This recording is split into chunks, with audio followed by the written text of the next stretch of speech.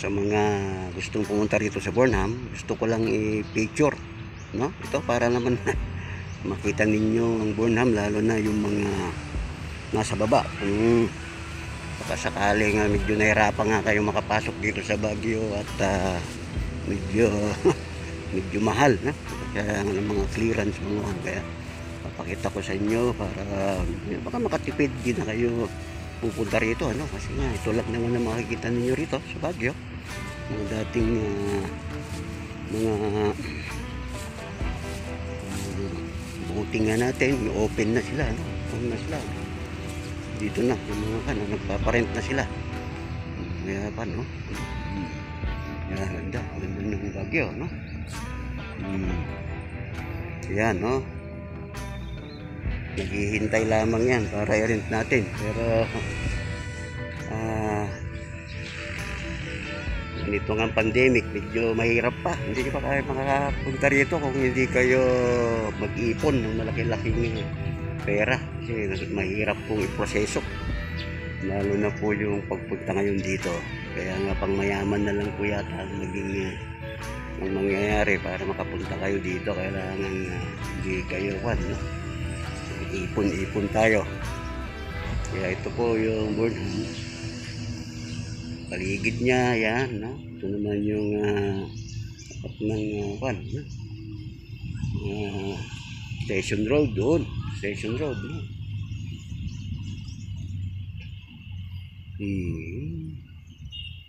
Gumanda na yung mga puno dito kasi nga hindi na masyadong polluted o karoon na ng kita nating carbon dioxide na, wala na masyadong mga sasakyan, mga nakalipas na buwan. Kaya ito, ganito na ang magandang mga pandito, mga bulaklak. Ayan, kita natin yung mga partners. Ayan, magandang magtingin-tingin din, ano?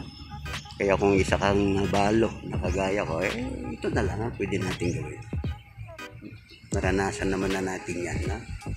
Yung my love, at pumunta rito sa park para malaman na tayo nga ay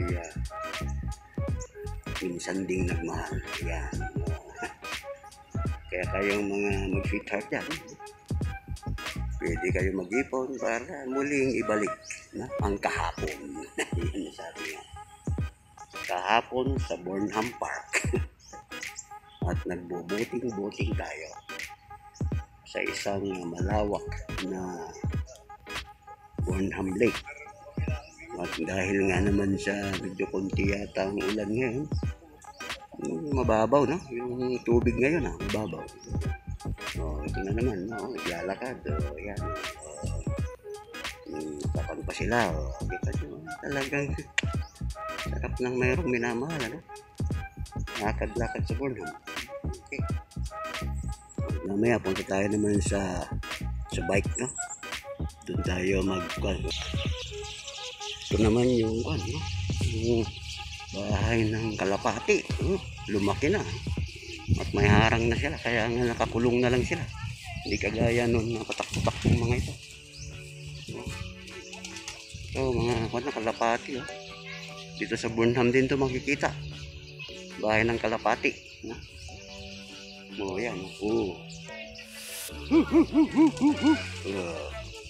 Marunong din tayo makipag-usap sa kanila.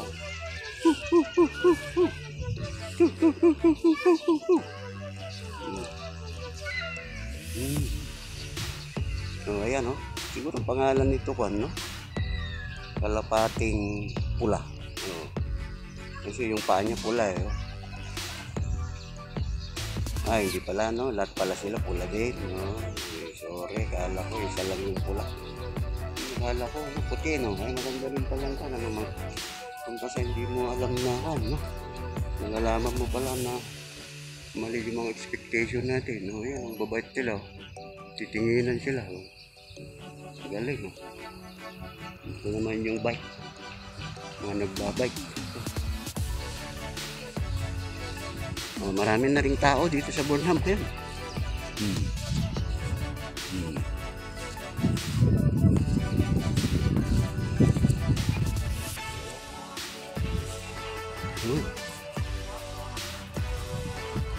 malamig ngayon kasi umulan kanina kaya mahangin. Kaya punta tayo dun sa talagang bike. Ito na yung talagang bikean kasi dami mga bike dun na nakakan sila. Ayun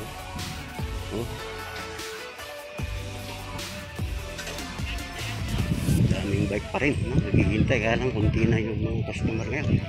Medyo lugi-lugi na, kaya lang galing,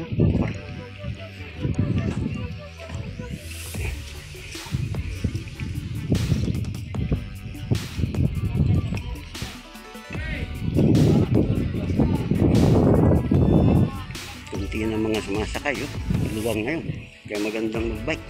Lalo kung hindi ka marunong pa magbike ay makakaharal ka ngayon kasi walang masyadong mga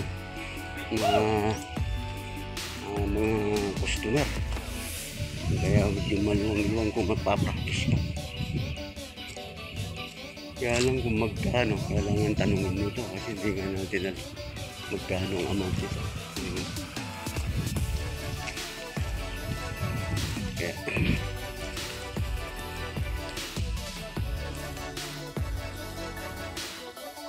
tanungin ko kung magkano. 50 pesos. 50 pesos per hour, no? Hindi lang ko lang kasi nagtatanong yung kaibigan ko.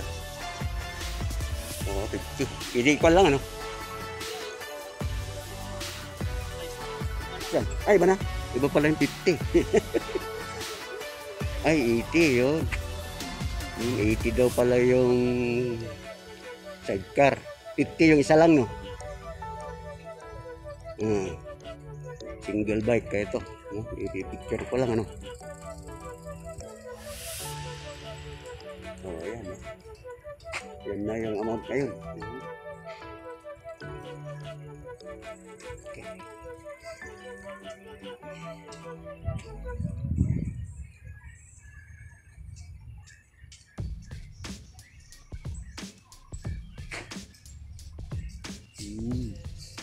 Ito na pala kamahal.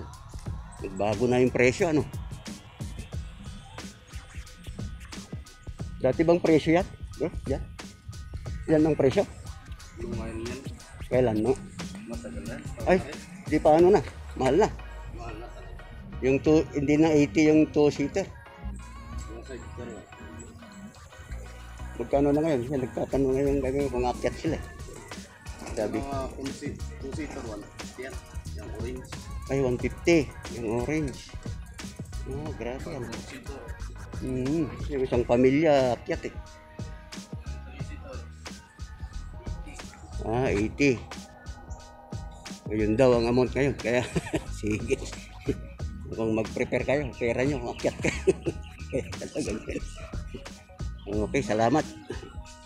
Ito lang, ano. Dito naman ako sa may sa ilalim nito. Yan. Yan. Dito. Sa may lugar na kung saan pwede tayong pumunta ron at magtingin ng isda. Pero bawal po mang isda rito, ha. Tingin lang, kaya nga sightseeing, hindi tinatawag na paano yun, pero kagaya nun, yan, may mga kandi sa loob, mga tilapia na puti, tsaka ano, yun, kung napapansin nyo, mababaw na, kaya nga nakikita, yun, malaki, malaking pandun isda, ayan, no? Kaya kung mayroon kayong tanong tungkol sa ako po yung tawag nila online tourist guide. Kaya kung may tanong kayo, pwede po kayo magtanong sa akin na YouTube, mag-comment para puntahan natin doon kung ano yung mga gusto nyo malaman sa lugar na yun. Pwede rin nating i-picture. Kaya ito, lawak na to. Kaya sa tabi ngayon. Wala man lang pa nakasakay ngayon, no? Matumal lang pa dito.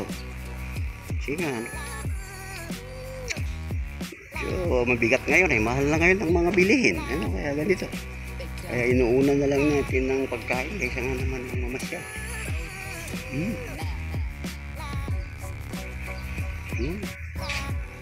Yun lang yung isda na dito eh. Parang wala akong makita isda rito sa banda rito. Oo.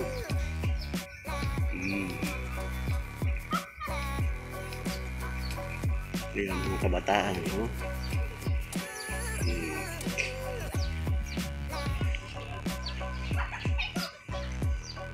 Yun ang nakikita rito yung SM. Yan, no? Yan yung SM, no?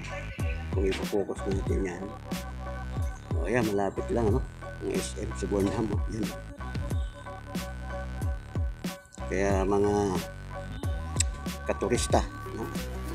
Medyo sign out tayo ngayon dahil pupuntahan natin sa next ay punta tayo sa Mines View susunod. Okay, see you around.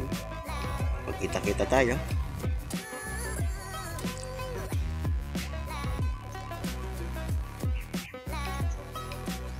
Salamat. Yun muli tayo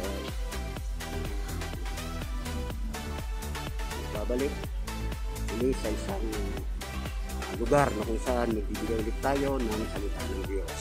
Isa po yan sa kasama, lalo na sa magandang tanawin na ganito. Okay? Salamat po sa pakikinig. Isa pa na pwede natin gawin dito sa Burnham ay magbigay ng kahit konting kalaman, no? Salita ng Diyos. Kaya sa Numbers 23:19, sabi doon, God is not man that he should lie, or a son of man that he should repent. As he said, we will not do it. Kasi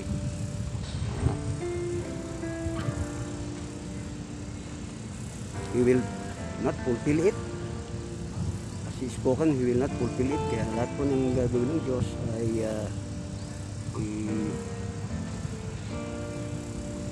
gagawin po niya lahat ang sinasabi ng Diyos. Kaya dito po makita natin ang kaibahan ng tao at ng Diyos. Kaya kung isa ka sa mga masawi, kaya yung iniwan ng mahal sa buhay, ay hindi po ganyan ng Diyos. Mahal ka ng Diyos at hindi po niya tatanggalin ng pag-ibig na yan na binigay niya sa atin. Kaya nga makita natin doon ang kaibahan ng tao at ng Diyos, no? Ang tao, makita natin, he tends to lie. With God, he will do what he has promised, no? He will accomplish, he will fulfill it. Sabi niya. At lahat ng ginawa ng Diyos ay hindi po siya nagsisisi. Ngunit ang tao, natin nagsisisi po yan. Ngayon, at kung gusto po natin maging isang promise keeper o tao na pag nangako ay nagawa, hindi po natin mga advices po na pwede natin tignan, lalo na po yung tawag natin bago tayo magpangako ay pag-isipan natin mabuti, panalangin, at kung hindi man natin natupad ay mag-ask forgiveness, no? Kaya nga po ito ay pagsasagawa hanggang sa maging habit, maging responsible tayo at dahil sa tulong ng Diyos at sa karakter niya ay bibigyan niya tayo ng matibay na pundasyon lalo na sa ating mga pangako. Kaya nga magmamahal dyan, kung tayo ay gawin natin dahil ang Diyos natin ay tapat po sa kanyang mga. Salamat. Ngayon muli tayo babalik muli sa isang lugar na kung saan nagbibigay ulit tayo ng salita ng Diyos. Isa po yan sa kasama, lalo na sa magandang tanawin na ganito. Okay? Salamat po sa pakikinig. Ito, may malabo, ano? Kaya ito ang inyong Midwest Journey. Sa-sign off na. Okay, sign off na tayo. Ito yung maingay na naririnig nyo. Ito po yung sa City Hall. 12 o'clock. Kaya tayo na mag-lunch. Mga katurista.